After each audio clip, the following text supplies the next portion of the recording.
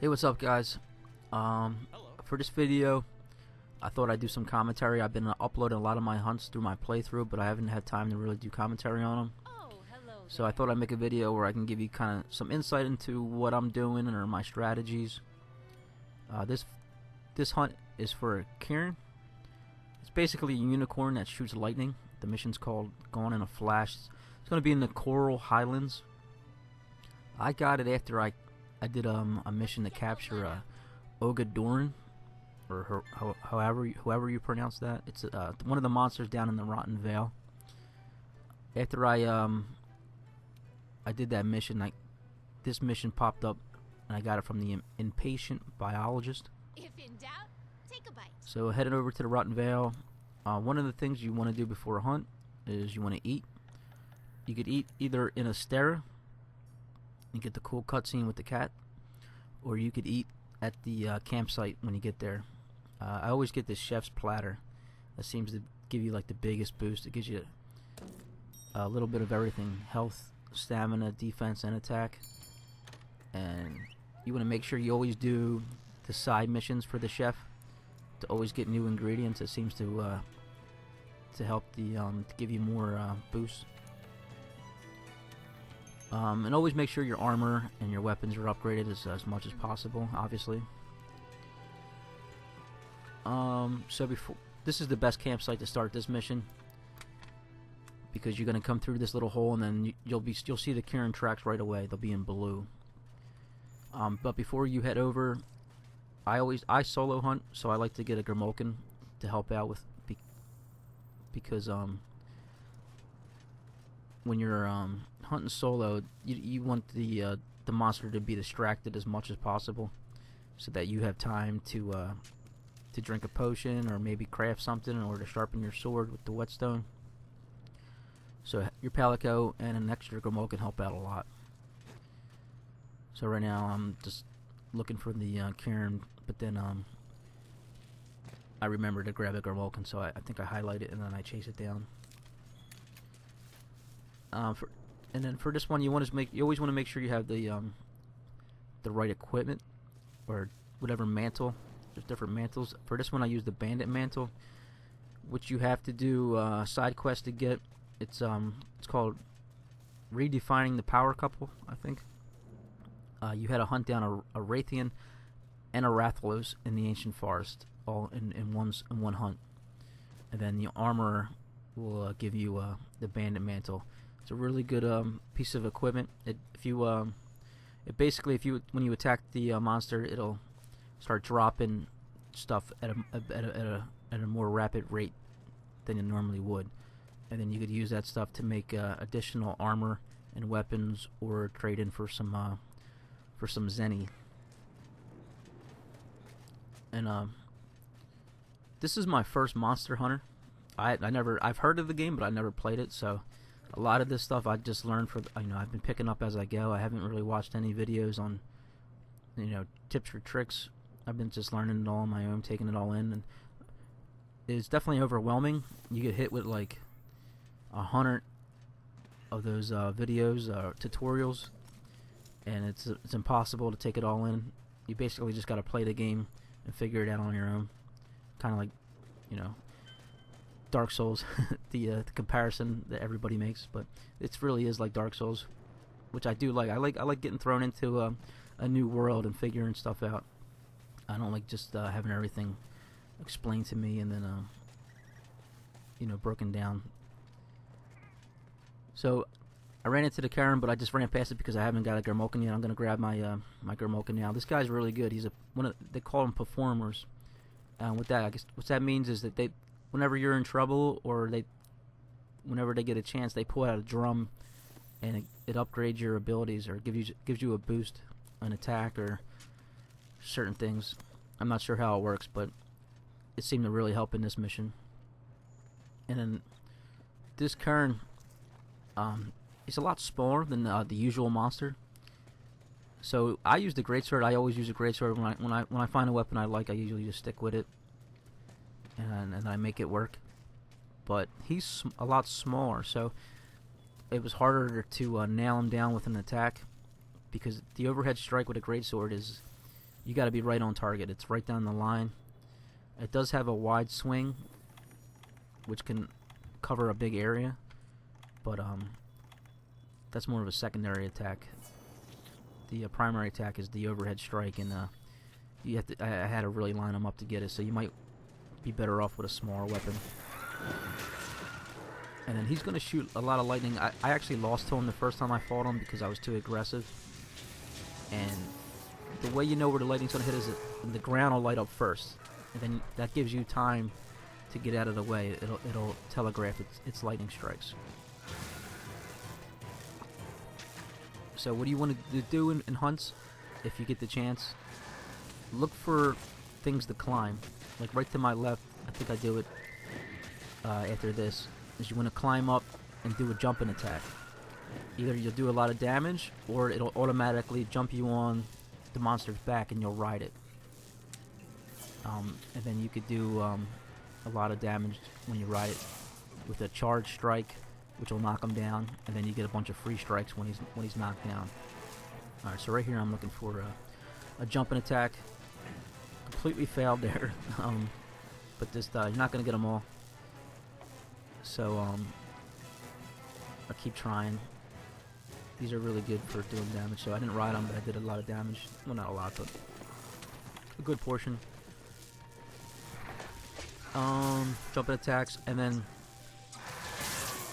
really sucks with this guy's lightning attacks is if he does get you with a good attack, it stuns you and it leaves you wide open for another attack. So you gotta really, and then right there I got caught. When you want to drink a potion, make sure to get really far out of the way, or make sure he's distracted by a palico, and then drink your potion, because you could waste it a lot. If you start to drink it and you don't finish, you don't get it still counts even though you don't get the health. Alright, so I finally got to ride him here. What you want to watch is your stamina bar. That's when you want to hold the R2 and do the brace. And then when you're not bracing, you just want to be spamming the attack. And when they fling you off, always hit A. At least I do. I don't know if it happens automatically. I always hit A just to be safe, and you could grapple hook right back onto the monster and continue your attack. And then you just attack away, and then you'll notice it'll do a focus like that, and then that's when you know when you got to do a charge slash. And then that'll knock them down, and then you could go nuts on the tail or the head or other weak areas of the monster, which you could look up when you talk to the ecologist. And then you look at the field strategy guide, and then it shows you all the weak points of different monsters, so you know where to attack. See, I just attempted to use the shock trap, but of course he ran away the second I pulled it out. So when monsters run away, this is a good opportunity to, if you got to craft any items, or if you got to sharpen your sword or your weapon, or if you got to load up your stamina or your health, that's when you want to do it. And another tip, make sure you always pin the monster, so when they run away you could follow them. You go to the map, you find the monster on the map, and then you pin them. And if you lose track of them, just check the map again, and when you come out of the map, it'll refocus you on what area they went to.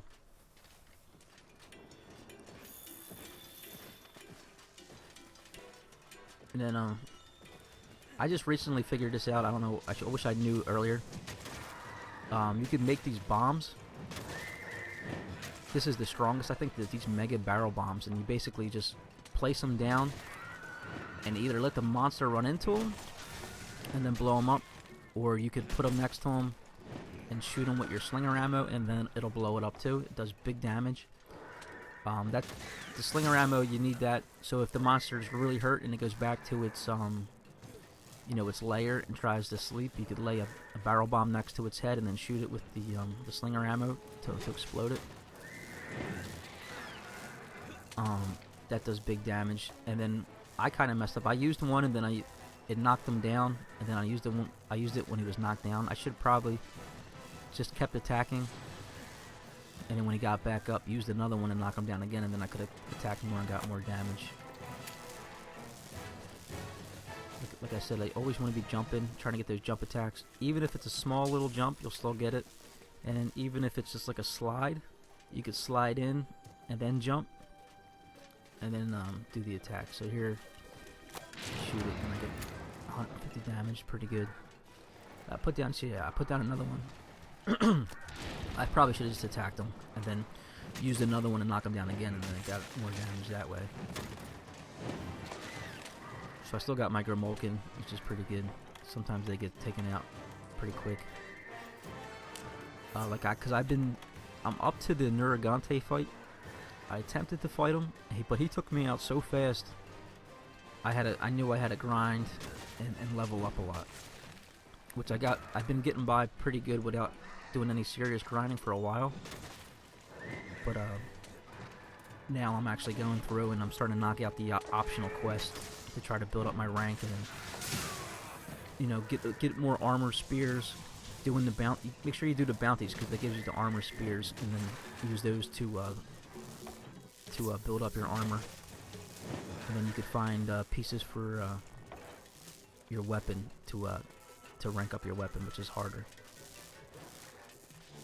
I always use the great sword, the bone sword. I think it's like at level 3.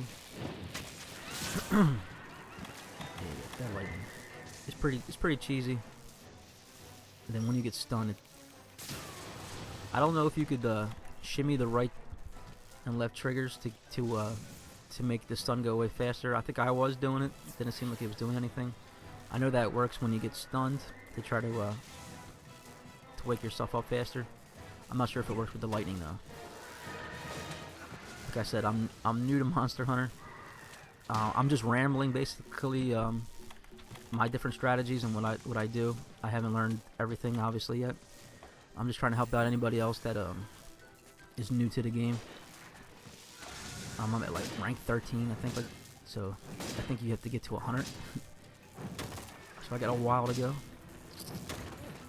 And then a lot of times when you hit a monster, the sword will just bounce off like that.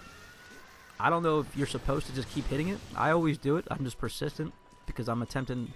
Because sometimes when you do it, it'll break that part, and then it'll drop, like their tail will fall off, or a horn will fall off, and then you could use that. You could actually search that piece of the animal and pick up a piece of crafting materials that you could use later, and it makes them weaker.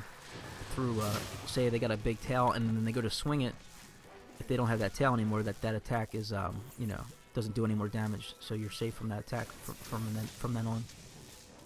So I always recommend making sure you know where the weak points are, usually like the head area or the tail area, and just spamming those areas with attacks, and hopefully breaking off a piece that you could use, especially when you got the bandit mantle. Then you're gonna break off more pieces than usual.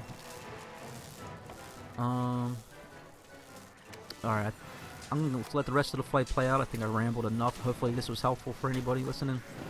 If you've been watching my videos, I really appreciate it.